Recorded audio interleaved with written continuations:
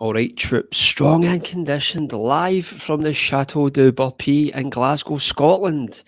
And tonight I am very honoured to have the godfather of the noble natty community, the one and only, the insightful, the super intelligent, the man with all the answers, FazLifts. Thank Faz, you very much for the introduction. thank you. Thank you for coming on, Faz. How are you, Faz? I'm good, mate. Yeah, so thank you very much for having me on the show. I know we've talked for a couple of months now, so it's been nice to sit down and finally have a chat. Absolutely, absolutely, mate. So, Faz, obviously, most of the people who watch my podcast, they've got their own brand of fitness, so they may be unaware of your presence and what you bring to the fitness sphere. So, if you could give a brief rundown about yourself, we'll just take it from there, mate. Yeah, so at the moment, I'm a full-time coach. I coach online. I coach mostly physique interested people, whether they're competitive bodybuilders or just regular folks looking to trim up.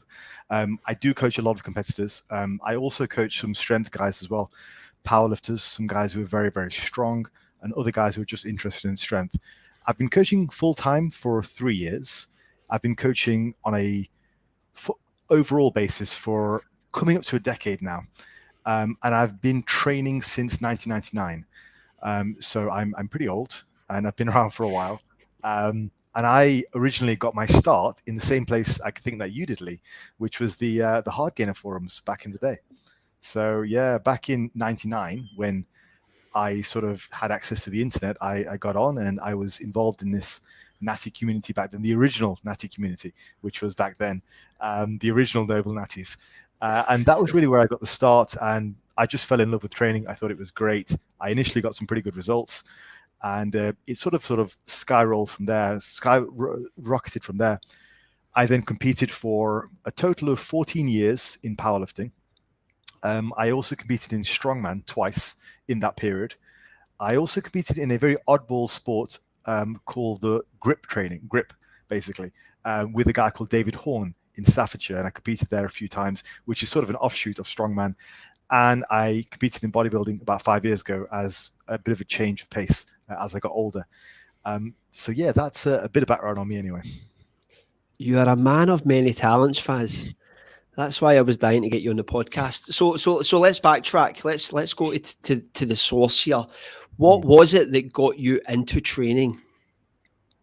So when I was a kid, I was pretty overweight. I was quite fat. I remember being about 15 stone at 15 years of age, and it wasn't a good 15 stone either. So I was a rotund little lad, but I had a lot of energy and I liked to play football. So soccer for our American friends. But because I was so fat, I kept rolling my ankles, as you do. And there was one time I was sat at home after having busted my ankle again. And I think my mother said, "Look, you're not very good at this, so maybe you need to find something else." I was like, "Okay, fair. It's a fair point." And my elder brother, he used to do a bit of lifting. So he dumped a bunch of bodybuilding magazines on my lap and said, "Here you go. Read this while you're rehabbing because you can't do anything else." So I was sifting through these magazines, and in those mags, I came across a couple of guys. One guy called Stuart McRobert, and the other guy was Dorian Yates. So McRobert had a book at the time, and I thought, okay, let me get this book. It was called Brawn. It was the original Brawn. This was way back in '99. So I bought that book, came across, read it, sounded great, all made sense, and it all intuitively kind of jived with what I'd already thought, which was to get big, I have to get strong. It made sense. And it was the same message that Dorian said. And back in those days, Lee, the muscle building magazines were actually quite sensible. There were some good messages. You know, were written by the bodybuilders. There was nothing too glamorous in there, nothing too fancy, nothing about special exercises and techniques. It was just hard work on the basics. And that really made sense. So the book was essentially an encyclopedia of training from A to Z. And I thought, this is great. Called my brother and I was like, look, we're going to start training at a gym. It's like, great. So we're going to get jacked. Awesome. And that was it, really. That was how it all started. And after my first year, I realized I had a bit of a knack for it. I was relatively strong after my first year. I think I had squatted about 140, deadlifted 210, and benched 80 after a year of training, which is okay, you know. And I competed that year as well. Loved it. I thought it was fantastic, as you do as an 18-year-old. You know, lots of testosterone. You think this is great, and I just loved it, and it appealed to a part of me which really liked competition. I loved competition. So in that first year, I competed twice, once in powerlifting, once in strongman, and I just competed year in, year out for 14 years until 2014. I absolutely loved it.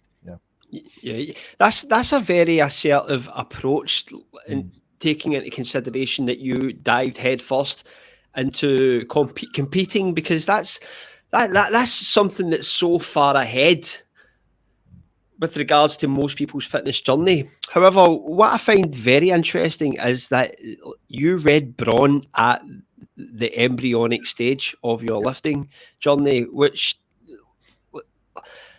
I'm kind of envious of, because my journey, I was lifting for about 6 months, and then I discovered brawn. And brawn was like a nuclear bomb going off in my head, because I had been reading the magazines you were speaking about. And when you say that it had sensible information, I'm coming from the place that you never really questioned what you read then.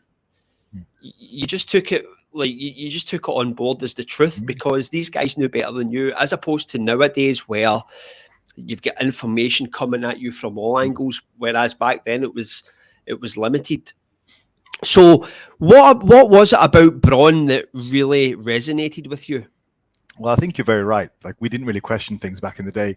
I think it was also a sign of the times. I mean, if you recall, that generation, the internet was very new. And really, where did we get our information from prior to that? It was the newspapers. And as a kid, you believe everything in the newspapers. I know that's, to a 20-year-old listening to us speaking now, us old guys speaking now, there's a lot of skepticism around things you see on the internet, and rightfully so. There's some crazy stuff, there's some whatever, you know, there's lots of stuff out there. We're in the information age. But coming from, what people need to understand when they listen to us is, coming from our perspective, when you saw the news and where you got your newspaper, because we used to get a paper delivered every day to the house, you believed it because that was your only source of information. And then you had BBC, you believed that. So when I got on the internet, and probably very similar to yourself, whatever you read, you thought, well, that's got to be true. It's somebody's experience. And I think it's a sign of the times. I think I looked out and I read this brawn book, and it made sense. It clicked because, one, it was logical. It made sense. I liked the way he wrote, because he wrote in a very, very logical sense, and that appealed to my mind. But also it jived with what I thought of training. And that was, if I wanted to be big, I had to be strong. And his entire message was, I remember it off by heart, the phrase was progressive poundages in good form on the big lifts. That's exactly what he wrote. And it made sense. So I think it was a sign of the times. At the time, I just didn't question anything. I believed it. Obviously, the first few years of the internet was a bit of a mess because of that, because there were some people, unbeknownst to us, who were not so honest and were discussing things for their own reasons. So we became more calloused to information in the early days. But initially, yeah, it made sense, and it jived with me, and yeah, I sort of went for it. So you also touched on one thing about competing quite early. I thought that was a really interesting point, because I think that's also a sign of the times, and I'd like to hear your opinion on this, Lee. You mentioned it was quite an assertive move. I didn't see it as assertive. I'd love to take credit for it. I'd love to say, yeah, I was high-powered, you know, testosterone fueled, but the reality was it just made sense. I didn't really go into competition thinking I'm going to dominate. I went in my first competition thinking this is going to be fun. I'd like to get involved. I want to meet people. Whereas now, and maybe you can comment on this, Lee, there seems to be a lot of people put a lot of pressure on themselves before they compete, and there's all this sentiment of I'm not ready to compete yet. And I think that people put a lot of pressure on themselves, like trying to get to a certain level before they actually get involved with the sport. And the sport itself of powerlifting has a very low barrier of entry.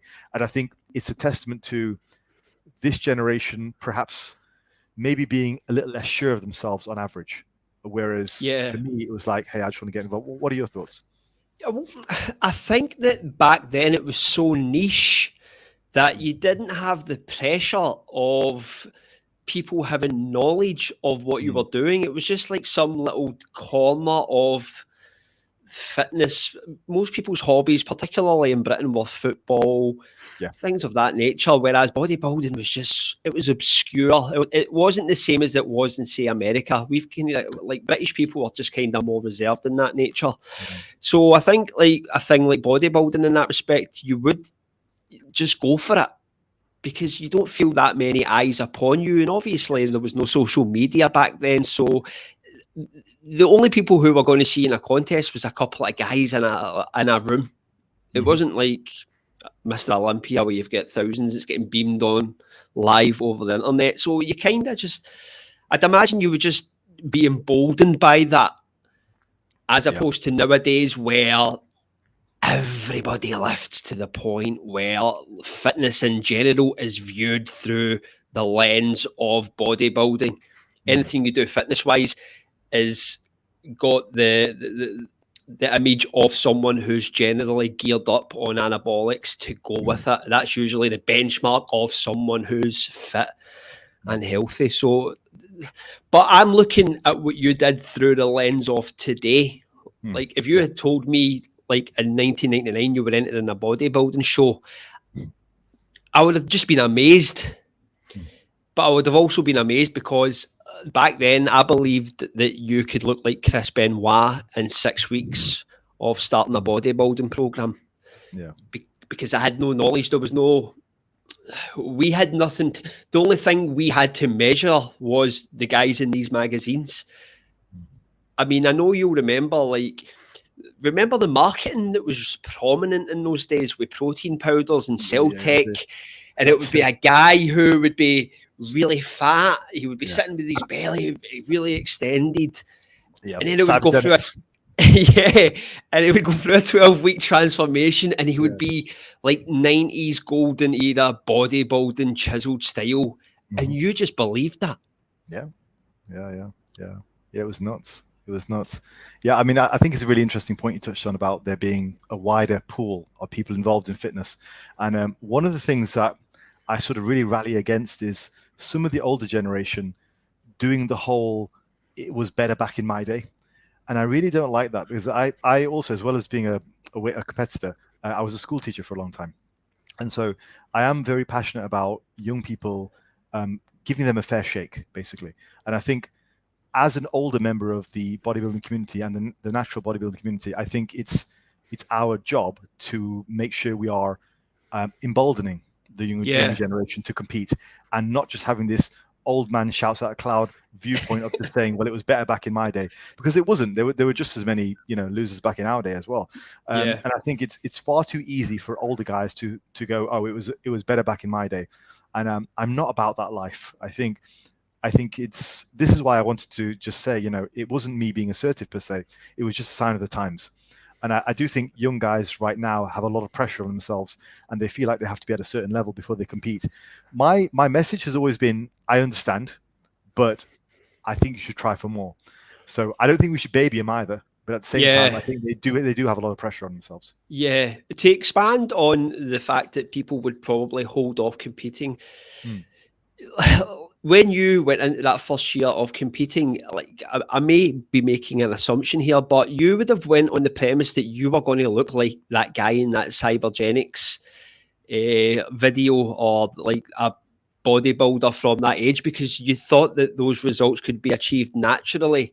Whereas people know that can't, like there's more knowledge now with the actual degree of results that can be achieved, whereas back then we didn't have that knowledge. We just assumed we could get like that if we trained hard and drank our wallpaper paste style protein.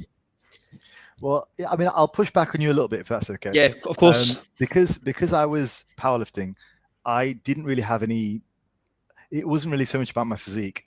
Of course, to be honest, once I had lifted for a year and I was no longer just a fat kid and I actually had some muscle on me, I felt like $1 million. I thought I was, I was on the school bus and people were accusing me of being on steroids. I mean, I thought this is great. All of a sudden, girls are paying attention to me. I mean, never mind Mr. Olympia. Like, Sharon wants to speak to me. Like, that was great for me. So my confidence was sky high. So I felt even after that first year, I've made it now.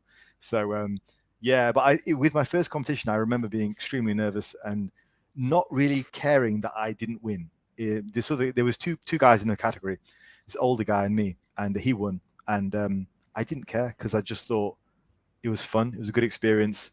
It was only probably a couple of years down the line where I started to get hyper competitive, and then by that time my mentality had entirely changed, and I didn't just want to win. I wanted to absolutely batter everyone. But in the early stages, that wasn't the case for me. It was very much I'm just having fun. I'm a kid having fun. It was great. We had a good time. My brother would compete with me as well. It was awesome. Yeah, so one thing that I want to touch upon is you made a comment in one of your videos which really, it really resonated with me. I actually had a conversation with a friend after I heard it, because I'd never looked at it in the way you put it. And it was when you were speaking about programs, and you spoke about back then we seen a program in a magazine and we just did it. There was no thought process. There was no choice. You just did the program. There wasn't even RPE, RIR. There was just 4 sets of 12. There wasn't even an evolving rep range in that respect. There was just 4 sets of 12. But you never questioned it. And I think the fact that you don't question these things can get you good results, because you just divert all of that focus into the actual meat and potatoes of the program, which is execution, as opposed to the optional, the paralysis by analysis that can manifest itself when you go down the rabbit hole, so to speak. So what was the programs that you gravitated towards when you started your bodybuilding journey? Was there any particular one by a bodybuilder? Or? Yes, there was. So I did powerlifting from sort of 99 till 2007. Now, in 2007, I had been traveling around Asia. I traveled around South Korea, Japan, and China. I came back. I hadn't lifted for a few months because I was backpacking. And I started to go back on my powerlifting routine, promptly tore my hamstring, really bad tear. And that was when I got introduced to bodybuilding. And so from 2007 to 2011 was my first taste of bodybuilding. I'd never bodybuilded before that. My entire focus was powerlifting. I didn't care about really how I looked. It was more about my strength. So for the first time, the doctor had said, look, you're never going to compete in powerlifting again. And I was devastated, obviously. But not going into all that, I contacted a guy called Casey Butt. Do you remember him? Dr. Casey Butt? Yes. Our viewers will remember him because he's the guy who came out with the 25 FFMI calculator. He had a forum back in the day. And I asked Casey, and he was kind enough to talk me through completely how to bodybuild for hypertrophy. And his favorite thing was full body routines. So my most successful ebook is the Wizard ebook, which is a full body for hypertrophy ebook. And it was basically the teachings of Casey as well as what I've added to it over the years. And that was my first introduction to actual hypertrophy training. And it was awesome. I mean, I still run the routine every now and again. It's fantastic. But it was a heavy, light, medium, full body setup. Very unique, very different to things like Eric Helms and Jeff Nippert have put out. My own unique system. No one else really talks about things like that from a hypertrophy context. There are plenty of full body strength routines or general training routines like starting strength. And I know Andy Baker has a few, but this was a specific bodybuilding style routine. And it was just tremendous. So that was my first introduction. It was heavy basic lifting, but also a wide degree of variety. I guess in the modern context, the closest that people would come to it would be a Mike Zordos DUP style of routine, if the viewers are familiar with him. So, but I expanded on that quite heavily because I went up to quite high volumes, training multiple times per week, 5-6 days a week, full body, and it was extremely productive. Yeah. So you strike me as a man who knows where to source good information from the offset. Like most people, they have to go through a whole ton of rubbish to start to find the nuggets. Whereas you discovered brawn from the word get-go. And then Casey Butt, who is a legend in his field. I mean, I don't know. Yeah. I think he's still alive, and I think if you see him today, he's like the most ripped 85-year-old guy you'll ever set eyes upon. Because you would see pictures of him with a comb over, and he would be standing there with like some chiseled body. So you've had that ability to have access to great knowledge from the offset. And why is that the case, Faz? Do you just have that instinct, or? Something which I've always been quite keen on. It's a good question because I've never actually thought about it, but thinking about it now, something which I've never been afraid to do is ask for help. I think it's a key way to get better. Like even now, I ask for feedback from everyone. I ask feedback from my clients. I even asked feedback from my YouTube viewers, which would normally be a recipe for disaster, but actually they were all very gracious and they gave me some good advice. Just recently, I asked a fellow YouTube colleague to kind of judge my channel and give me some feedback on that. So I've always been very keen to ask people for feedback. And I think if you approach somebody with an open heart and an open mind, with no ego, and you ask them for help, and they're a genuine person, they very often give you a very genuine reply. And I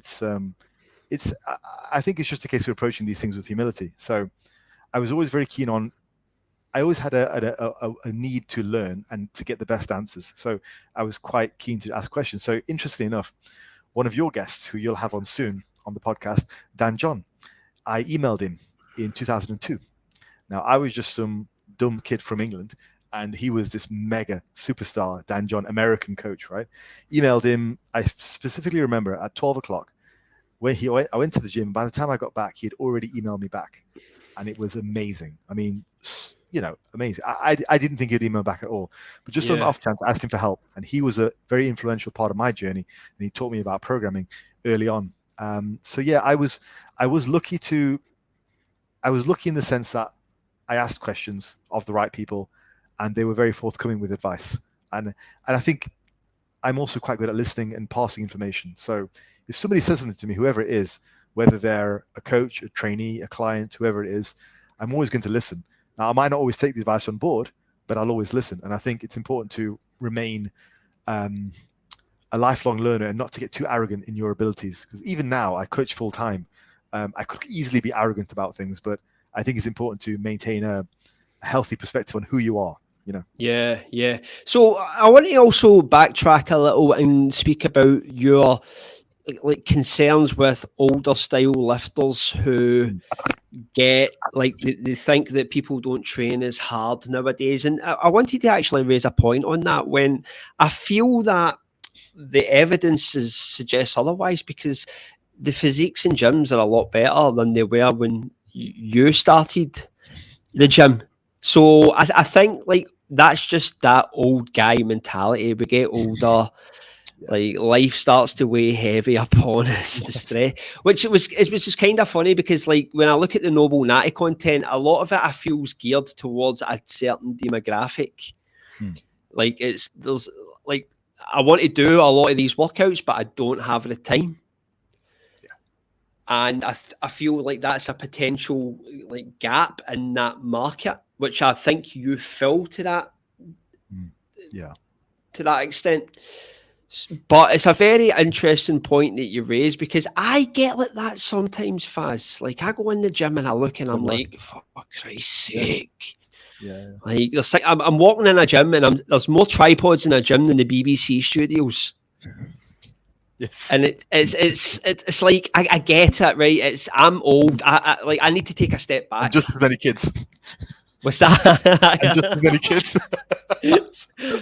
I like that. I like that one. I like the Americans won't get that one, but that's a very controversial one. That's a very controversial one.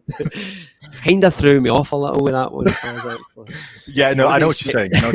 I have to fight against the sort of old man shouts at the cloud myself. Because sometimes I'm in the gym and I see some real stupid stuff, and I get it. But I think what I remind myself of is it's not productive to just sort of blanket shout at everyone. I think, though, I try not to do that on my YouTube. I think there are some guys in the space who do have this sort of really ranty, strict father figure type of stance on things. But I don't know. I don't know how helpful that is. I think it's funny. It's a type of humor which some people find funny. It's not something which I think is that helpful, though. So I'm with you. I'd get those feelings as well, but I have to sort of fight against myself and think, well, actually, I saw the same dumb shit 20 years ago too. So yeah. It was possibly even dumber then. Yeah. When you actually think about it, like the supplements that people were taking, for example. it was a horror show. It was. It always reminded, like, you would see in a Western, the guy would ride into town and he would be selling a tonic. Yeah. And then you would see him 10 minutes later getting chased out of town because like 5 people had died drinking the tonic or they had went blind. But I thought it was a good point that you made earlier about just not thinking about a program and running it. So that's definitely a positive.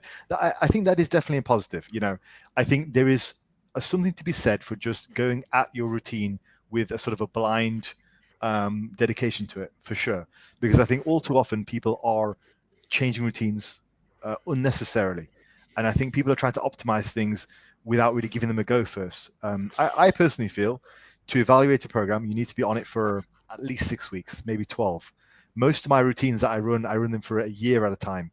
The routine that I've just changed, I've been doing it for about 18 months. So I will change very, very infrequently. And I think that's a better way because you can really get to grips with the ins and outs of a routine, change what you need to. But all too often you hear beginner trainers or that early intermediate phase where they're stuck and they want to optimize a routine to fit themselves. And my retort is always, well, how do you know what works for you? Like, you've not really built any muscle. You've only just barely got past the beginner stage. You're now at the stage where everybody's at. You're stuck as an intermediate, which is you've had your beginner gains, which, let's face it, anybody can get. What do you really know about training? Well, so what can you optimize? Like, you don't actually know what you don't know. And so I think people need to spend some time on a proven routine and figure it out, as in figure themselves out through the routine, by doing the routine, sticking to it, even blindly for a while. So they learn about themselves, they learn about how they respond to things, and then make small, minor adjustments. And I think once you understand the top-down principles of a routine, like the frequency, the volume, the intensity, all these factors, you understand that most routines are basically the same. So jumping from one routine to another is really pointless, and it only slows your progress. But making minor tweaks which support you, that's the win. Yeah. It's been quite a difficult time for me with regards to programs because I took a 2-year hiatus from lifting and just focused mostly on body weight. But over the last 8 months or so, I started to dip my toe back into bodybuilding and started to really enjoy it again. But I was becoming confused with the general chat that I was reading, where it was volume, frequency, and intensity. And I'm still trying to get my head around it, in the sense that I come from a time, as you said, when the program was just laid out and you did it and you didn't question it. And that was my most productive phase. Whereas now, maybe it's my age, I don't know, or it's just other ways I train, but it doesn't feel as productive because I tend to find I'm over analysing things. I'm thinking, how many sets am I doing this week? Does that tally up this week? I'm counting how many sets I've done throughout the whole week entirely, and is it 15? And it's just it's taking the fun out of training for me to a certain degree. I completely understand. I think the age of the superstar researcher is upon us, and I don't really think it's been a net positive for lifting.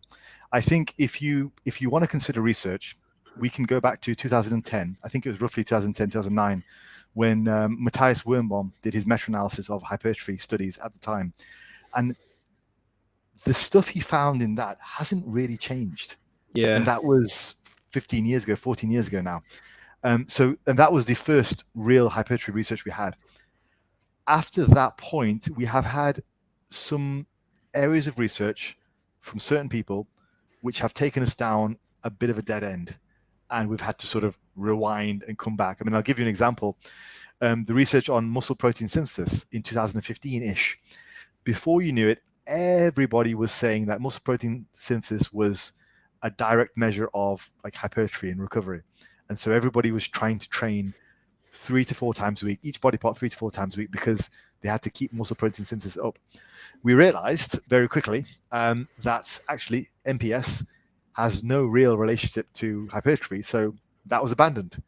Now, there have been a few of these merry-go-rounds which have been very confusing for people, and I'm not a fan, let's say. I think I'm a coach and I was a school teacher. I'm very much a fan of getting people results and giving them a basic prescription so they can get results, because that's what people are interested in. Like when I have a client that comes to me they are usually a professional in their own right. They're like a doctor, a lawyer, a plumber, whatever it is. So they are a professional paying for a service. I don't want to, it's not my job to take them on this merry-go-round of theoretical things which may work. It's my job to give them a prescription of what works. And I think that's what should be the job of our prominent researchers in the field.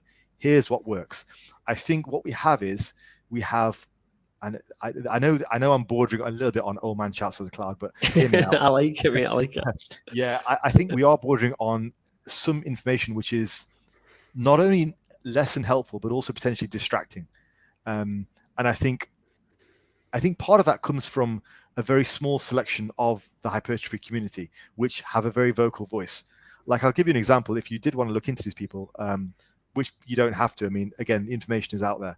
But for your audience, I would say there's a Dr. Fisher and Dr. Steele in England, in Southampton University, who deliver very good, basic, solid information. And very much what you and I would agree with, like hard work on the basics, train to failure, limited number of sets, fantastic. You don't need to be in the gym all day, no 45 sets or anything like that. Just no volume progressions, none of all that stuff, just hard work on the basics. I actually interviewed James Steele on my channel, and it was a very refreshing conversation of how down to earth he is. Plus he's jacked. So yeah, I think when it comes to people being somewhat tired and disillusioned by science, my usual comeback is the science that they're mostly pointing to is a very small slither of the hypertrophy community. And if they look at the less vocal researchers who are putting out good information, like Fisher and Steele, and also like Wormbaum, they'll realize, actually, we know what works, and it's pretty much set. And some of the conversations in recent history, without naming names, so I don't want this to turn into one of those kind of chats, has been a bit of a distraction. Yeah. So, do you think like the need for instant gratification has created this drive towards optimizing the whole process? Like we get told that there's like everyone does tier lists for exercises, so we're always looking for those exercises that are going to work straight off the bat. Whereas to me, it becomes this experience where it's not a journey anymore. It's like starting a role playing game, and your character's at level 99 straight away, and you get really bored of the game fast. There's no leveling up process. It's like, this is the best. Do this iliac pull down. This is the best time to train during the day. This is the best supplement to take at this time, and everything's the best. And it's like, no, the story's always meant to be shit at the start. Like, Rocky didn't win his fight at the start of the movie. Like, the Rocky's a journey. As humans, we identify with the story, and everybody needs to have the story. Do you kind of get what I'm coming from? Oh, absolutely, yeah, absolutely. I completely relate to what you're saying. I think one of the problems with information exchange on YouTube is it is so heavily dependent on context. So, like, for example, as a school teacher, I'm talking to 30 students, of which maybe 10 are paying attention if I'm lucky, right? So, whereas on YouTube, I may be getting 2, 3, 4, 5,000 views on a video. Now, they're all going to come from vastly different people. It's going to be Lee over in Scotland. It's going to be like John over in America, completely different. Now, to be able to hone down on a message which applies to each individual person is extremely difficult. And for them to take the message which is designed for them, I try to do it. I think one of the positives feedbacks that I get is I do very much make sure I include context. So I say, well, this is for a beginner. This is for advanced guys. Particularly with the advanced stuff, I think there's a whole bunch of stuff at the advanced level, which is very interesting to talk about and very productive for the right person. But for the majority of people who are on YouTube, they're probably not advanced. They're guys who are either beginners to intermediates who are looking to make gains. And for those, I think there needs to be it just needs to be contextual. I think for some of those guys, maybe they don't often realize that a lot of the information that is being displayed to them isn't for them. It's for a guy who's much further along. which is not the fault of the viewer. It's also not the fault of the YouTuber. It's just the way it is. It's just the one-to-many relationship of YouTube. That's all. Yeah. I would always assume that advanced guys aren't going to be going on YouTube for fitness information. Like the majority of people who will watch these videos are beginners who want to take part, who want to get started. So right, so let's get a bit more positive here, Faz. All right, we're turning into the old men shouting at clouds there. We are, aren't we? Just about to start shaking your fist there. Yeah. Faz, what are the components of a successful program? Okay, so let's talk exercises. Okay, I'm a big fan of the basics. I'm not a massive fan of a lot of isolation work. I think some appropriate isolation work is good, like hamstring curls, useful, you know. Obviously arm work, useful, but more often than not, I'm going to be hitting the basics. Big barbell movements, big dumbbell movements. Some machine exercises are great. So big compounds. Like, for example, for my chest right now, I currently do no isolation work at all.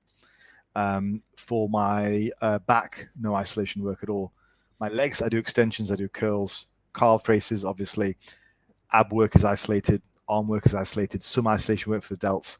So the reality of my routine is it's very, very big and basic, even though I'm at the point where I would be considered to be advanced.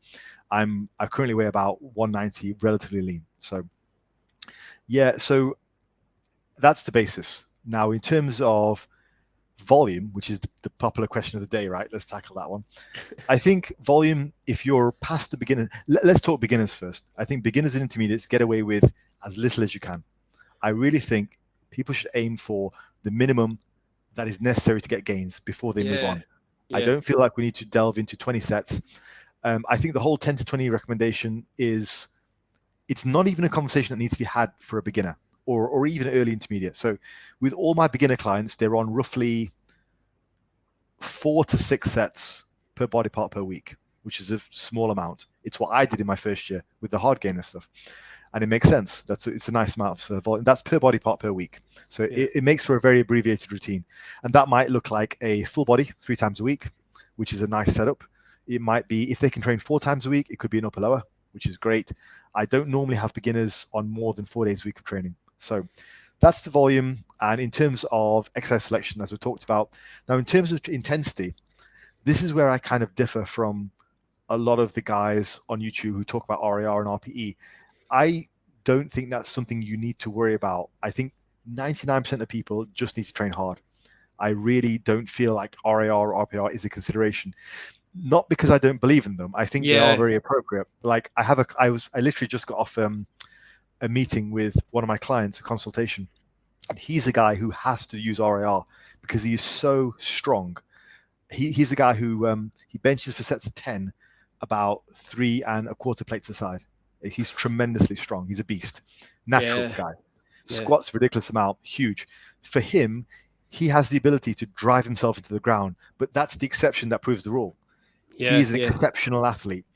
Most of us, like, I don't pull back. I train as hard as I can, go all the way to failure. Positive failure is fine. So intensity-wise, I think the RAR RPE talk is nonsense. I actually got this question from a guy on my Instagram. I answer questions every now and again, and he DM'd me and he said he's scared. He's a beginner. He showed me a video of him overhead pressing 40 kilos, which is like a half a plate aside, and he said, I escalate my volume from 10 sets to 20 sets over 6 weeks, and I take my RAR from 2 to 0. What do you think I need to do? I was like, holy, I don't know if I can swear on this, but holy F, dude, like, just train, bro. Like, you're too piss weak. You don't need that stuff. So, so for beginners and intermediates, I think just it's RAR RP talk, not necessary at all. Just train hard. Part of it is beginners aren't really going to train that hard. They need to learn how to train harder and harder. But also part of it is you're just not going to be able to do much damage to yourself with a 60 kilo overhead press. It's only 60. Once you get to the point where you're a lot stronger, you can actually do damage to yourself. That's where you need to moderate potentially. But even then, there's a lot to be said for individualization. So those are the big rocks. So what else did you want to know? Well, just to go back on what you said there, like that was very interesting, individualization, and I think that's something that rarely gets touched upon, and it's something that's became really, really apparent to me as I've got older and had children and just had more going on in my life, because I miss going to the gym like footloose and fancy free, nothing on in the day, just going and just taking my time and being able to do what I want in 2 hours, 2 hours.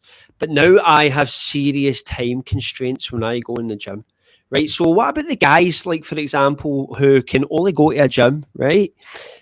3 times a week and they can only spend 30 minutes in a gym. Should they just give up because their time will not allow the sufficient volume to take place? How would you program for these guys? I mean, like, so you're describing my brother, my eldest brother. In fact, funnily enough, my eldest brother, the one who actually dumped those bodybuilding magazines on my lap 25 years ago, he currently follows my wizard routine, so my full body routine, and he's loving it. He's loving it. Now, admittedly, he does train at home, so he doesn't have the traffic to contend with, but he says it's great. It's been fantastic for him. So he does full body 3 days a week. He's maybe a bit longer than 30 minutes, maybe 45 minutes, but he's in and out of the gym. He loves it. He does his basics. If he does have tighter time on the day, he might remove the arm work or the calf work, but basically he goes in and does the basics. So for example, Monday he might squat for sets of 5. Wednesday he might do some leg extensions for sets of 15 or something else for the quads, like sissy squats, on Friday he might do front squats for sets of 10, and that's kind of his rotation. And he'll do the similar thing with bench press, close grip bench, maybe some overhead press midweek, and do the same thing for lower body as well, like deadlifts. So deadlifts and shrugs, stiff leg deadlifts. So he covers everything with some additional arm work, some isolation work for the shoulders, calves, but he can be in and out pretty quick, and he loves it. He's always saying, his arms are as big as he's ever been. So he's in a good spot. Yeah. I mean, it can be done. It's just what I really mean is it's just more the how limiting science can be in that respect, because it will induce a mindset where you think, well, if I can only do so much, then, and I'm being told by these people that it's been proven that you need to do X amount to get Y results. And that's what kind of bugs me as well about lifting nowadays, where we have these constraints placed upon us. I think part of the problem is, as I said before, there is a certain small group of researchers who are putting out a lot of information, and they're very vocal. Now, but you have to remember, and I'm constantly telling this people, they only represent a very small portion of the hypertrophy research out there. So there are a lot of very sensible, moderate researchers who are putting out good information. And to be honestly, why are we even looking at researchers? I mean, what's the point? I mean, it's a very I'm not anti-science. I'm definitely not anti-science, but let's face it, the hypertrophy field is a baby compared to physics or whatever. So I don't place a lot of importance on it. Again, I'm not anti-science. I'm very much pro-science. My degree is in computer science, and I'm very science-based myself in whatever else I think about. But hypertrophy research is extremely green, and we shouldn't place that much importance on it. And also, as well as that, being very, very honest and maybe a little bit outspoken here, most of the hypertrophy research isn't done that well. I mean, double blinding isn't a thing. If you look at the actual research, the study design, they're not great by and large because there's not enough money to do it. So how much, and the amount, and again, like I said previously, the amount of times we've been led down a dead end road and had to turn back. I don't have a lot of faith in hypertrophy research. I have lots of faith in strength research. I have lots of faith in science as a whole, but hypertrophy research is not really a hard science like cancer research is, or physics, or whatever else. It's very different. Like biology, zoology, stuff like that. It's completely different. Hypertrophy research is very, very new. It's very green, and there are portions of it which are not particularly well done. And I get it, because money is a consideration. How much money do we want to spend on getting some meathead, slightly larger biceps? It's not important compared to the bigger problems in the world. So I do get it. So my sort of retort to that would be, why do we need to put so much focus on science? Why can't we just ignore those voices and do what works for us? And if you are, as you now are, more and more involved in our community, you'll realize that's what most of us do.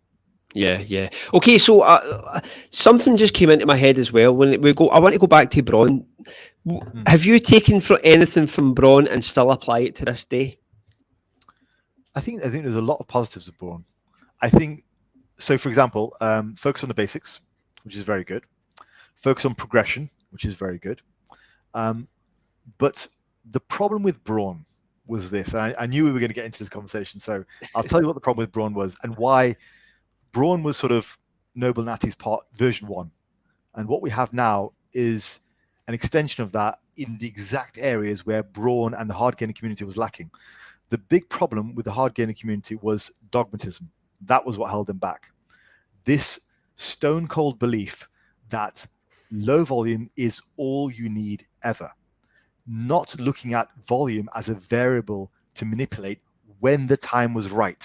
Now, there's only so far you can get on lower volume approaches. Now, as a result, quite a lot of those guys who I knew 20 years ago hadn't made very much progress. And I went back into that community, I dipped back into that community a couple of years ago, so 20 years on. Yeah. And most of them, the ones who I recognized from 20 years prior, were just as small as they were when I knew them 20 years ago. Now, that's a damn shame. And you know what? They'll tell you, well, I've got a family, I've got kids, I don't have time for all that. And it's like, well, you've got 3 or 4 hours a day to stay on Facebook and tell me why I'm wrong, but you don't have 3 or 4 hours to actually go and train, you know? So the problem with that community was dogmatism. They held on to everything else was really goodly. I love the community. I was a leader in that community as much as I could be. I was a big proponent of it. Where they went wrong was they were dogmatic when it came to volume. Everything else was fantastic. It was a great written book. But they were so dogmatic that they ended up not getting the results. So as a result, it brought everything else down. It brought the standards down. So you remember the classic 300, 400, 500 squat, bench, and deadlift numbers.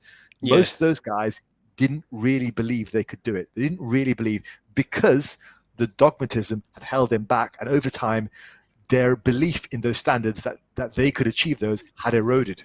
So that was the problem. Now, in the community we have now, we have better information. We also have a much stronger sense of self-belief because the information has opened us up in terms of getting results. There are more of us now who are actually achieving results. Information. And that was what held them back. And I really had a lot. I will say, I loved that community back in the day. But when I hit a plateau at 200-pound bench, 90-kilo bench, they all told me I'd hit my genetic limit. It was ridiculous, right? I went on to bench 180 kilos 3 times in my life. Double what they said I'd hit when I hit my limit because I increased my knowledge.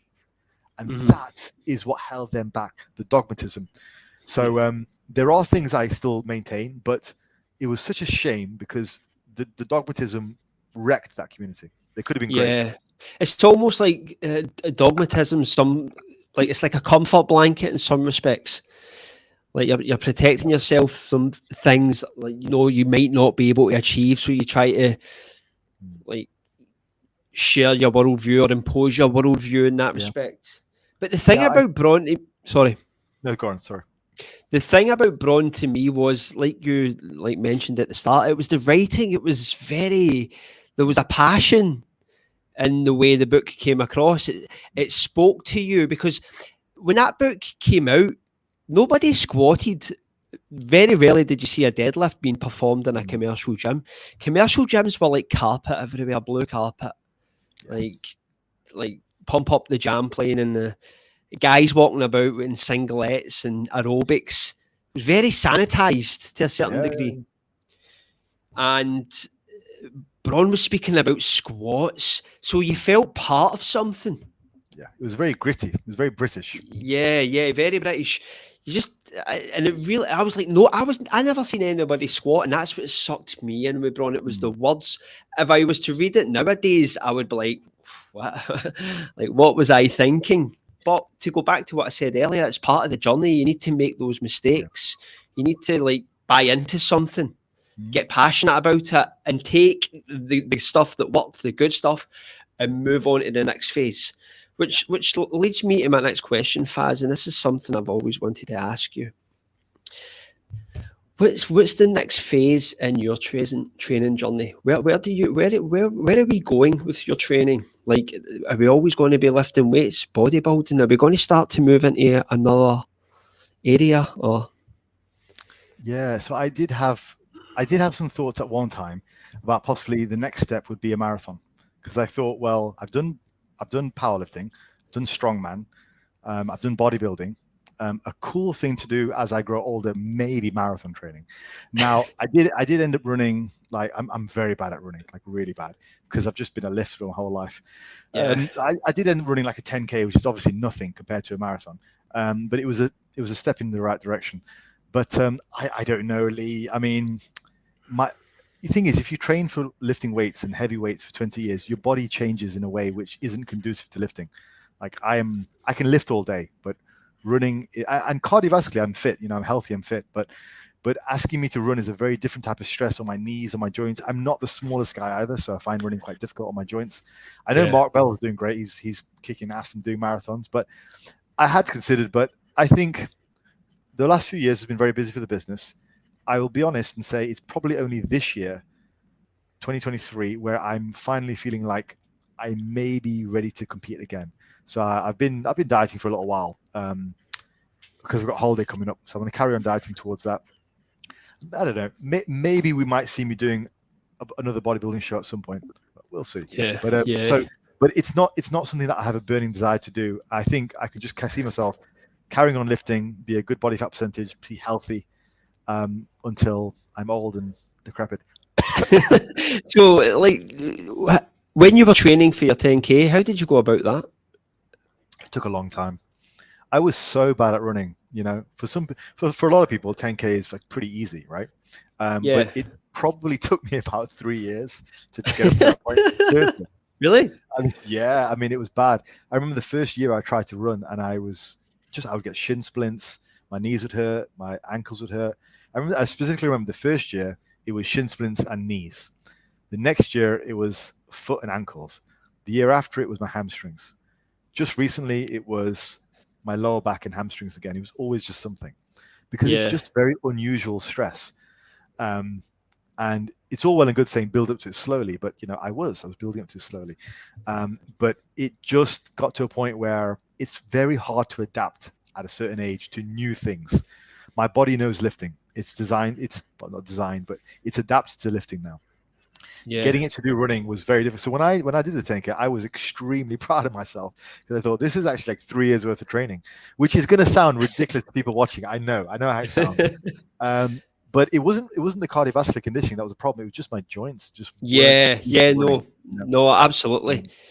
Absolutely. That's the thing about running. It's your heart and lungs could go all day, but it's the wear and tear on the ankles and knees. It's in the calves. It can be brutal. So just as a point of interest, because obviously I've already made reference to your Sherlock Holmes quality information gathering skills, but what information were you using to train for the 10K? So there's a guy called Andrew Reid in Australia. He's a running coach. So I was following one of his routines, which he puts out on the internet for free, and it was really good. It was fantastic. So that was great, and the routine was solid. So it was pretty solid, but it was just my ability to adapt, as gentle and as slow as it was. My ability to adapt was pretty poor. I mean, this year, I remember now, this year was my calf kept popping. So it was very slow. It was very gradual, very gentle. Andrew is a great coach in doing what he does. But just very difficult to adapt to it. Yeah. Have you, did you experience the runner's high? I did a couple of times, which I thought was pretty cool. Yeah. I did go through spells where I was doing pretty well, but then it would always be punctuated with an injury. So I did. I really enjoyed it. I do still run. So every Saturday I go to the local park and I do a 5K. So I'm okay, but marathon is a different kettle of fish. Yeah, I mean, like, I can just tell through your demeanor right now, even talking about running, I'm thinking a marathon's like a crazy idea.